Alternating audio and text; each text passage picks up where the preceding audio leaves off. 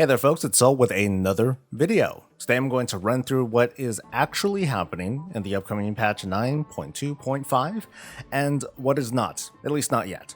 Hit that like button, subscribe for more content, and let's jump right into it. The central feature of this patch is what was announced what feels like a long time ago now, cross-faction grouping. This is mostly opt-in. You're not going to suddenly queue up for Alterac Valley, for example, and suddenly be on the other faction side. But pre-made groups will be able to party up, and when entering a dungeon, a raid, or a rated PvP activity. The pre-made group tool will help with this as well, and group leaders can, again, opt to go cross-faction or not. Even then, some legacy instances will not allow for cross-faction stuff. That includes places with a strong faction identity like the Darkmaul Citadel in Exile's Reach, the Trial of the Champion in Crusader, Icecrown Citadel, Siege of Borealis, and the Battle of Dazar Lore. This also includes PvP instances like Vault of Archivon and Buried Hold. Cross-faction guilds won't be in though, and there has not been confirmation that they are coming or when. On the other hand, cross-faction communities will be a thing, and this has me pretty excited over the possibilities. This means that through communities, the two factions can freely talk to each other and then facilitate groups.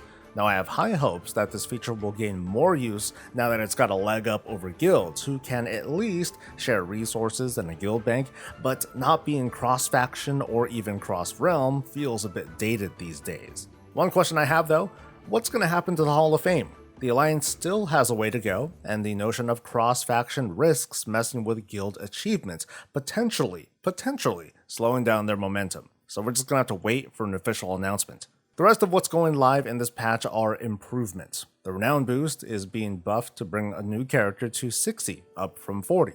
Brand new players who don't have access to the boost are going to have their catch-up mode also boosted to 60, up from 48. And Renown is guaranteed to drop from Mythic and higher dungeons, Torghast layers 9 and higher, any raid boss, as well as winning a battleground. This one's a favorite for me. More Grateful Offerings will drop from Covenant Callings, and now the weekly quest and Zereth Mortis will drop them too. Too bad I'm almost done with collecting all that stuff, but who knows, there's still a lot of Shadowlands to go still. Maybe I'll consider working on other armor types. If you don't know already, you can change the size of your mouse cursor in the accessibility options, and in 9.2.5, the big cursor is bigger. Reporting people just got a lot more specific, with options and categories to narrow down what violations are happening in-game. And we'll be returning to Azeroth. There's some quest content for Blood Elves and Dark Iron Dwarves that awards some cosmetic items, and there's some lore bits that I'm not going to spoil here. There's also some encrypted content in there too. It's likely to come right at the start of the patch, but as for exactly when and what we'll see, it's anyone's guess. Smaller improvements that were noted by the community include a fix on the Tabard of the Enlightened. It now has a full texture, and Torghast will have all of its wings opened up simultaneously. The remaining stuff in 9.2.5 is setting the stage for a Season 4 of Shadowlands, and will not be part of the patch, at least not immediately.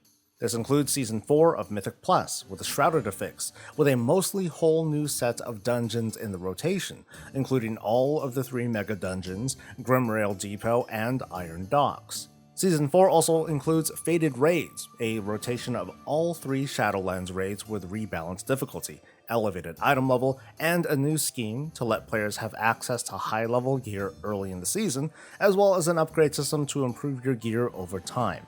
There's going to be a new PvP Season 2, and a new arena that may or may not come as early as the patch. We're not sure if that makes a huge difference one way or another though. So while this patch is setting the stage for another season, as for actual playable content, this feels like a more typical 0.5 patch, with some improvements, just not a sudden explosion of content, at least that's how it looks so far. Whatever's hidden could be a huge surprise.